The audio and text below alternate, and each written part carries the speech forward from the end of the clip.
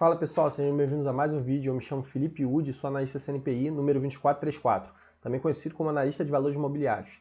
Então, estou sempre fazendo esse disclaimer no início dos vídeos, porque tem diversos influenciadores que fazem postagem, vídeos, até alguns documentos aí por escrito, Excel, e não tem credencial para isso, tá? Para fazer isso, né, tanto para renda fixa como para renda variável, tem que ter credencial, habilitação da CVM e APMEC. Dito isso, eu peço para vocês deixarem o like aí, se inscrever no nosso canal, seguir nossa página no Instagram e comentar aí embaixo se tiver alguma crítica, alguma dúvida, até mesmo alguma sugestão de análise. Eu também estou deixando na descrição do vídeo uma parceria que eu tenho com uma página no Instagram do meu amigo Abinael Machado sobre análise, valuation de ativos, análise de resultados, análise de carteiras, enfim. Então vamos lá, hoje nós vamos falar sobre a Hidrovias do Brasil, tá? Uma empresa que pediram aqui no canal. Eu já tinha feito um vídeo antigo dela, né? Mas eu vou fazer um vídeo atualizado agora. A estrutura de capital dela estava um pouquinho alavancada, o resultado dela não estava muito interessante e tal. Mas vamos ver como é que saiu o resultado agora de 2022 e do quarto trimestre fechado, tá? De 2022. Então, vamos lá, Hidrovias do Brasil. Código H. Opa, acho que travou aqui. HBSA3.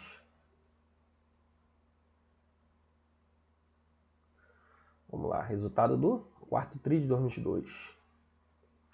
Então aqui já tem umas mensagens, né? Tem aqui uma definição da empresa, tá? Empresa de soluções logísticas integradas com foco no modal hidroviário, tá?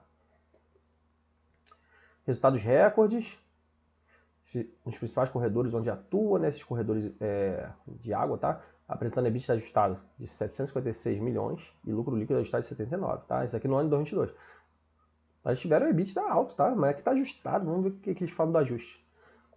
A gente vê que o lucro, né, do EBITDA para o lucro, como cai por conta daquele resultado financeiro que eu falei, né? A estrutura de capital deles bem alta. A alavancagem é alta por conta de intensivo em capex nessa estrutura que eles atuam aí. Companhia se aproxima do término do ciclo de investimentos, inicialmente previsto e passa a ter grande potencial de geração de caixa operacional à medida que suas operações atingem maturidade. Então isso aqui é interessante, tá? Porque eles parecem que vão reduzir esse investimento, de repente vão conseguir desalavancar aí. Então vamos ver. Encerramos o quarto tri com maior volume, né? Maior volume. Já movimentado pela companhia, mesmo desenvolvimento da operação de Santos. Falei isso aqui no vídeo antigo, né? Que eles estavam investindo nessa operação de Santos. E de calada ainda não regular no corredor sul. Foram 3,6 milhões de toneladas, algumas métricas operacionais, a gente vê que cresceu. Então a gente depende muito de demanda, né? Para transporte. Destaque para a melhora de operação do minério de ferro no sul e safra pujante de grãos destinada para o norte. Cresceu o número de toneladas, 40%, volume recorde. Crescimento expressivo em todos os corredores logísticos, né? Receita operacional excluindo OTM, né? Depois a gente vai ver o que é. E Edge Account, né? Operações de Edge aí, operações cambiais. 435 milhões no quarto tri, 94%. Mas isso aqui é ajustado, né? Então a gente vê que eles já excluíram aqui uma operação. Forte expansão nos principais corredores, a gente já viu. E no ano, aumento de 44%, né? 1,7, 1,8 bi quase, né? Então a gente vê que eles foram muito demandados aí, né, essa operação hidroviária. Eu não sei se vai ser sempre assim, né, mas eles investiram aqui para ter uma estrutura pronta, né. Se eles conseguirem controlar o custo fixo, né, dessas estruturas prontas em um momento que a demanda não for tão forte, talvez eles consigam ter uma rentabilidade muito boa, tá? EBITDA ajustado, né, mais uma vez recorde histórico, sendo que a Hidrovias retomou sua trajetória de crescimento por meio do rápido desenvolvimento de suas operações e melhores condições de navegação. 110 milhões, 26%.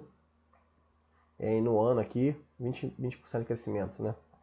Capex consolidado, no quarto tri, 48,9 milhões. Já começaram a reduzir nesse Capex que vocês falaram. Para liberação de caixa. Bem interessante, tá? E no ano a gente vê que foi Capex maior, né? 321 milhões. Mas já reduziu, tá? Em relação ao 2021 também. Dívida líquida sobre EBITDA bem alto, tá? No quarto tri, 4,88 vezes. Isso aqui eu falei que pesa muito, ó. Mas eles já vão desalavancando na medida que vão reduzindo o capex também, ó. Era 5,3 vezes e chegou a 6,5 vezes. Então, assim, esse é um problema. Eu acho isso daqui crítico ainda para quem vai investir na Hidrovias do Brasil, porque eles têm uma relação de dívida líquida sobre EBITDA, né? Uma alavancagem muito alta. Nem sei como é que tá, a gente tem até compromisso, ó, de desalavancagem, né? Nem sei como é que tá o covenant deles de dívida, né? Porque se o covenant estiver aqui próximo e os credores exigirem pagamento da dívida, isso aqui pesa bastante. Mas eles não têm aqui vencimento de materiais e sem necessidade de novas captações no curto prazo. Parece que esse serviço deles tem uma necessidade de capex bem alto, né?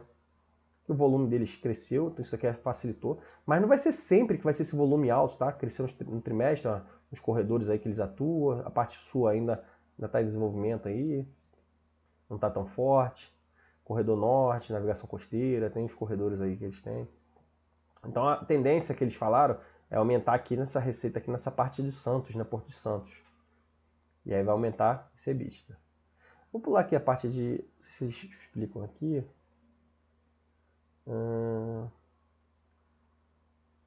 Alguma coisa interessante, acho que eles vão falar mais ou menos o que a gente já viu ali nos destaques. Estiveram aqui falando do Porto de Santos, né? Se mostrou um projeto extremamente competitivo após meses de paralisação para reformas.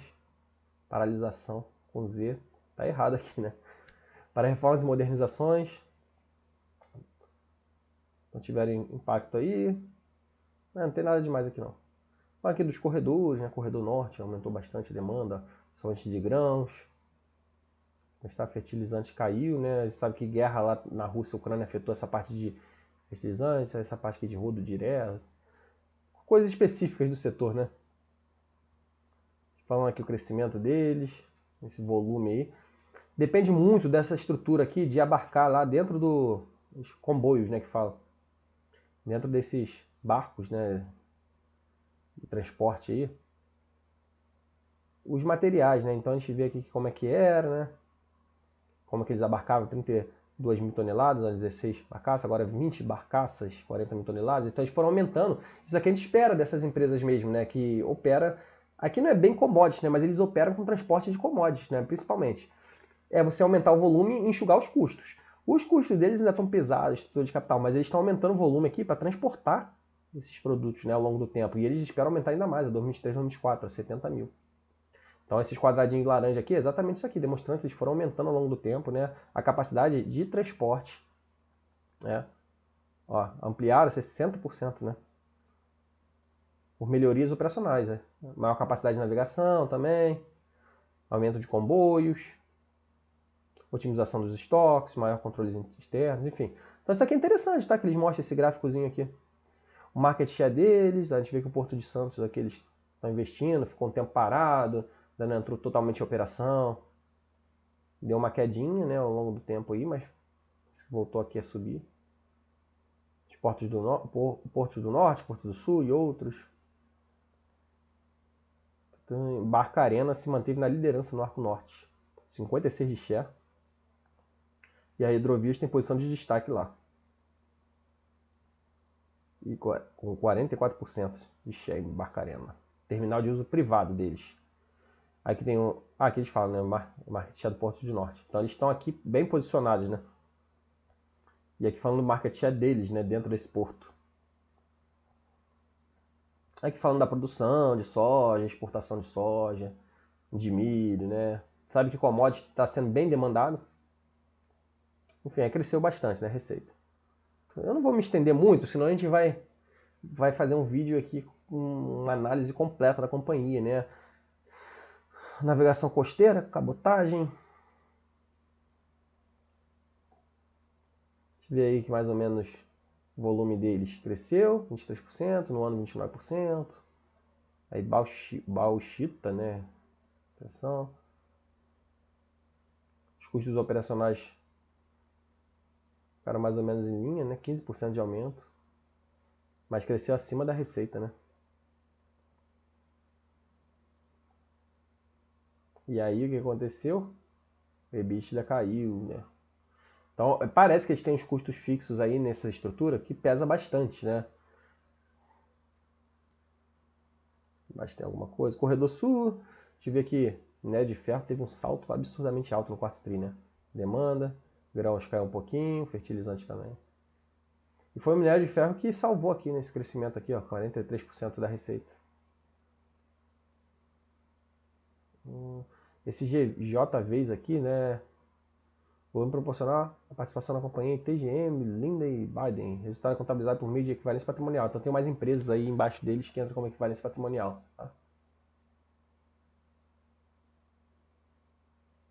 Tá? Tem algumas métricas específicas do setor. Não sou especialista nesse setor aí da hidrovias do Brasil, né? A gente vê aí, fala um pouquinho. como é que tá aí para fazer a navegação, estação fluviométrica, enfim. Aí foi favorável para ele, né? Isso daqui a gente tem que ver. Corredor Sul a gente vê que veio completamente superior também por conta de... Aqui eles não discriminaram. Ah, é por conta da demanda lá no minério de ferro, né? Então a gente vê que a demanda aqui, ó, saltou a receita no quarto tri mais de 100%. No ano também, né? Esse daqui é o Corredor Sul que a gente estava vendo isso. O que a gente viu aqui mais embaixo. É isso aí, por conta do minério de ferro. Então o minério de ferro que salvou aqui, a gente vê que o resultado deles foi muito impulsionado. Talvez não venha tão forte assim nos próximos trimestres, no próximo ano, né? Como veio agora. E aí o EBITDA deles saltou bastante. Eles têm um custo bem alto aqui, que pode impactar. Então esses JVs, mais uma vez aqui, né? Tem ajuste também. Participação da companhia. Enfim.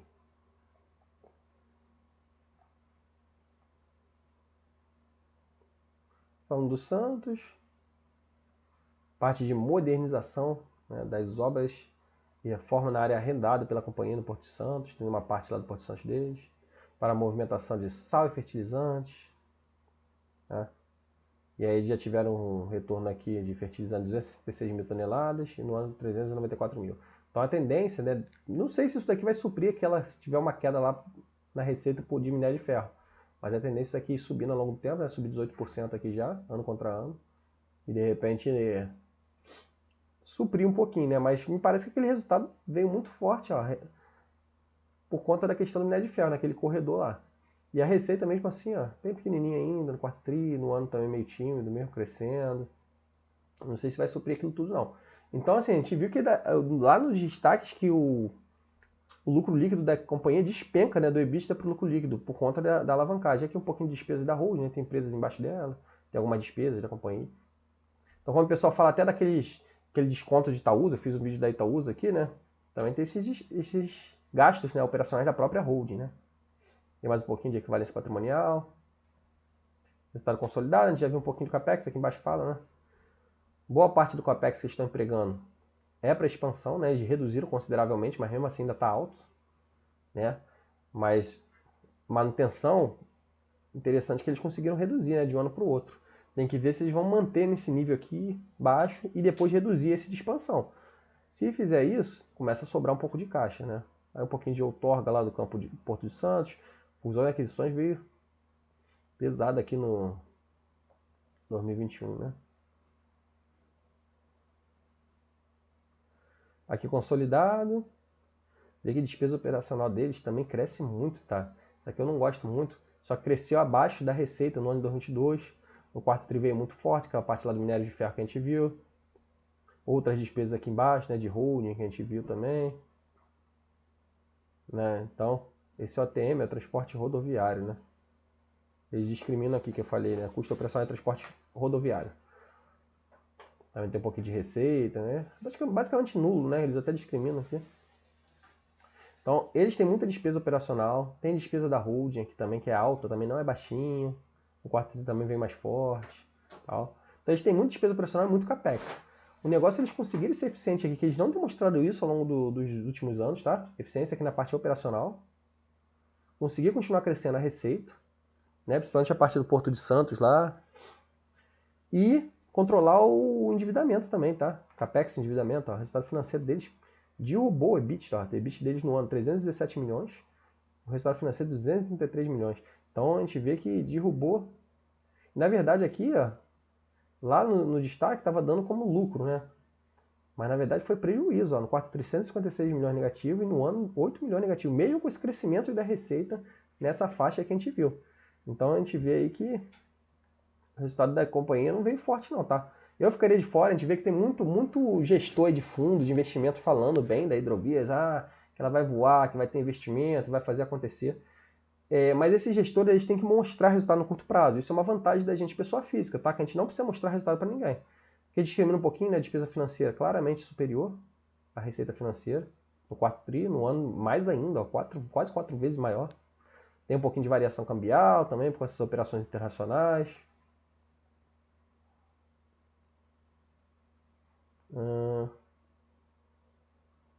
Prejuízo inferior, né? 156 milhões contra 187 milhões no quarto tri de 2021. Estava 156? É, 156 milhões. Mas continua dando prejuízo mesmo com a alavancagem, então vira uma bola de neve, né? Com uma dívida alta, né? Que a gente viu que a alavancagem está alta. E aquela dívida líquida sobre EBITDA só reduziu porque teve maior demanda de minério de ferro, que a gente viu, tá? Falando um pouquinho da geração de caixa, né? Eles falando aqui, discriminando, né, o caixa inicial deles. Eles têm dinheiro em caixa, provavelmente deve ter feito aqui uma emissão, né? Só que essa fusão e aquisição deve ter alguma coisa a ver também com o Porto de Santos, de 2021. A gente fez uma análise recente, né? O capex é alto e tal. Acho que não vale nem a pena olhar muito isso aqui. A gente vê que a geração de caixa fica negativa no trimestre.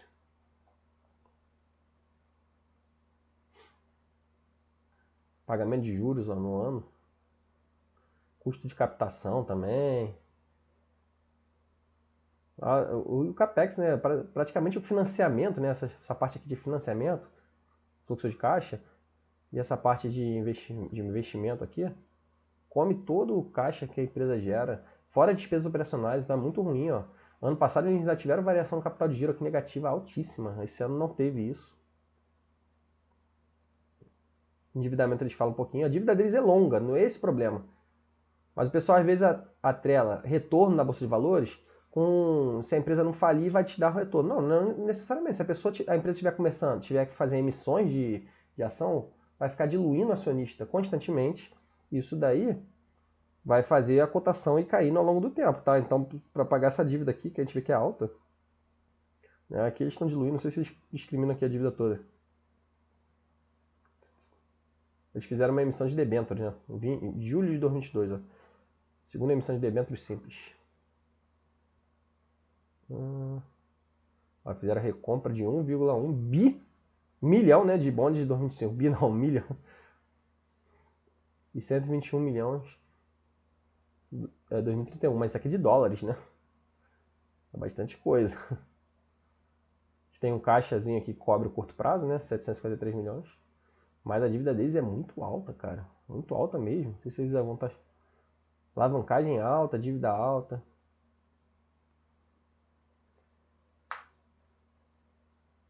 $3,5 bi, ó, a dívida deles, é muita coisa.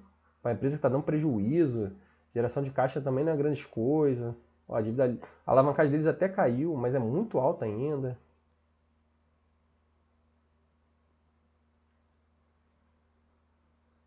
Então isso aqui, pessoal, deixa eu ver se balanço. Isso aqui é furada, tá? Quem fica falando para vocês olharem esse tipo de empresa. Ó, o resultado operacional deles, 317 milhões que vem nesse ano, né? Se a gente olhar aqui a DRE. Ano passado veio 90, né? Então vamos ajustar aqui que viesse aqui 2023 menor, tá? Ah, não vai vir naquele padrão lá porque o minério de ferro vai cair demanda e tal. Se viesse, sei lá, 200 milhões, tá? Aqui 2023. 2023, 200 milhões de resultado operacional.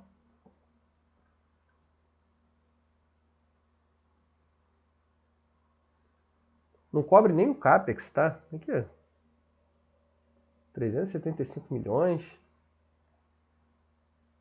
Não cobre essa dívida absurdamente alta. 3,5, 200 milhões de geração de caixa para 3,5 de dívida. Assim, é irrisório, tá? Irrisório. E por mais que comece a entrar a operação lá do Porto de Santos, tá?